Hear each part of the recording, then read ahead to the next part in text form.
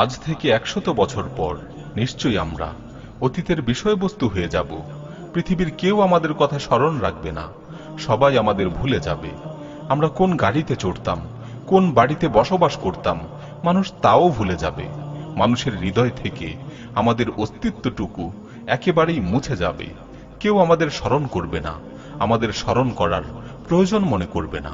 তবে আমরা যদি পৃথিবীতে কোনো উত্তম নিদর্শন রেখে যেতে পারি, তাহলে সেই উত্তম নিদর্শনগুলো দেখে হয়তো অনেকেই আমাদের স্মরণ করবে।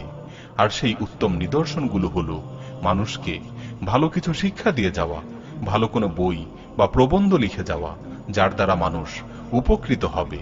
পৃথিবীতে ন্যাক সন্তান রেখে যাওয়া, যেই সন্তান আমাদের জন্য দোয়া করবে। মসজিদ নির্মাণ করে যাওয়া, যেই মসজিদে আল্লাহর বান্দারা নামাজ আদায় করবে। আল্লাহর রাস্তায় অধিক পরিমাণে দান করে যাওয়া, যেই দানকে কিয়ামত দিবসে হাজার কোটি গুণে বৃদ্ধি করে দেয়া হবে। সুতরাং আসুন আমরা এমন কিছু নিদর্শন রেখে যাই, যার মাধ্যমে আমাদের সাদাকায়ে জারিয়ার সওয়াব হবে। পৃথিবীর সবাই আমাদের ভুলে গেলেও যেই সওয়াবগুলো আমাদের জন্য চলমান থাকবে। এই ক্ষণস্থায়ী পৃথিবী থেকে আমরা সকলেই চলে যাব, শুধুমাত্র আমাদের রেখে যাওয়া উত্তম নিদর্শনগুলোই বাকি থাকবে।